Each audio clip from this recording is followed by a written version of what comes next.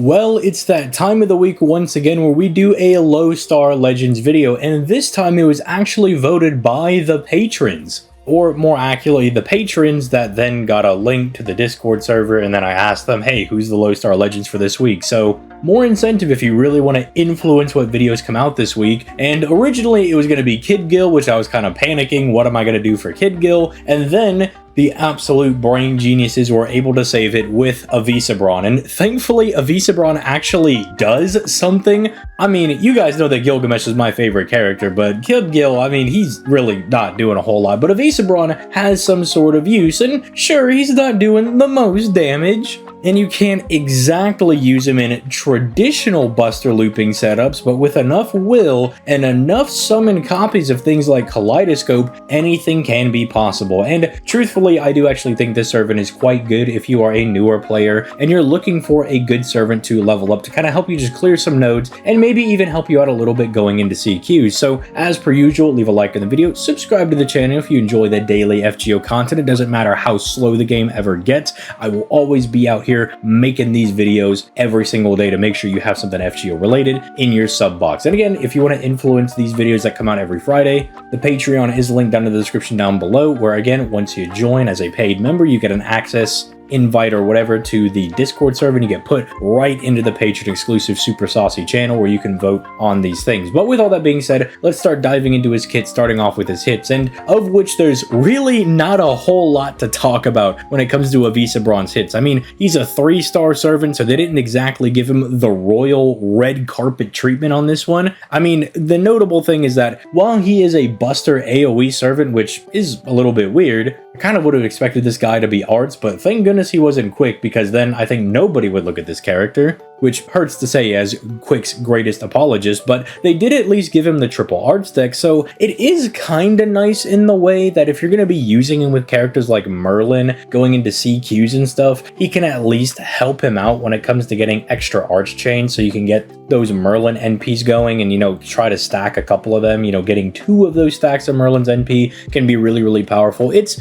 fairly good, like it's not the worst thing ever. Again, it's not like he's doing really big face card damage or anything, so it's like, oh man, he's missing out on the extra Buster crit damage. Oh no, my brother in Christ. This guy exists to clear a wave, pop his 3rd skill, get game ended, and then pass off some really positive buffs to other members of the party. I mean, I would also talk about his passive skill, but it's just giving him a passive 8% arts performance buff and a 9% debuff success rate buff because of item construction B+.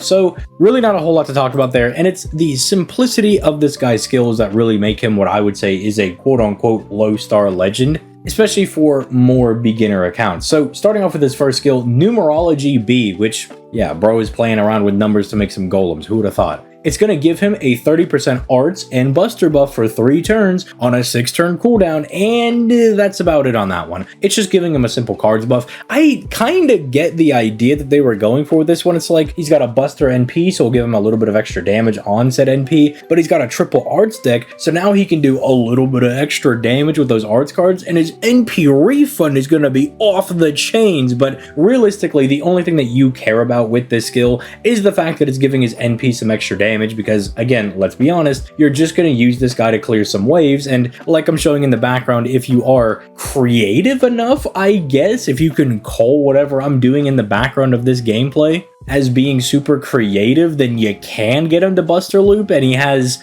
decent enough results for a free-to-play servant with no power mod or anything. This is going to be very crucial in actually getting that, because again, because it is on a 6-turn cooldown, if you're using him with Koya and Light, you can technically refund this for a 60% Buster buff, which, I mean, isn't nothing. It's a bigger mana burst. That's kind of good, I suppose. They could have really helped him out with his second skill over here, because it is a 79.5% battery, which does actually round up to an 80% battery, which is not bad. That does mean that with his own append skill, functionally, you can just have this guy auto-fire his NP, because he'll have 80% from this battery skill and 20% starting gauge because of the append skill. And I mean, that's pretty strong, that's really good, but you kind of need more than that nowadays in the current year of FGO. The large battery can be very strong, but you also need to be doing doing something with your NP that's incredibly strong to really take full use of that. I mean, a character could have a 300% battery, but if their NP is unusable or just doesn't do anything, then realistically having that 300% battery doesn't really do anything. You need something productive to do with your NP. And again, thankfully, he does have a decent offensive AoE NP that can be pretty good, but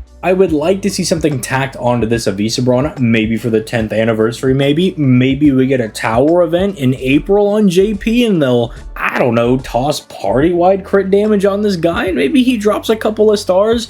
That could be kind of cute if they want to make him have some kind of crit niche built into him, or maybe it's more support, maybe it charges his own gauge by 80% and 20% for the party. That could be kind of neat, but again, big battery pretty much just for wave clearing. And then finally there's his third skill. You're not going to see the application of this skill until the last gameplay in this video, but this is actually really strong. Because functionally, whenever he goes down, he's going to give the entire party except himself because, well, he's going down, he's getting unsummoned, game ended, all that good stuff. So it doesn't really matter that he's not giving it to himself, but it's going to give everybody 3 hits of invincibility and a 2k heal. Now, the 2k heal, not the biggest deal, because realistically, one attack from pretty much any boss is going to do more than 2k, so it's not really offsetting it all that much, but 3 hits that just might extend the amount of life your character has, that's not bad. That's not nothing. It did make things a little bit awkward in the last run because I wanted to use Reigns' third skill on Morgan, but I didn't want to waste the invincibility stacks with Reigns' own third skill because I want to show off this Fig Tree of Tranquility EX skill that Avicebron has for himself.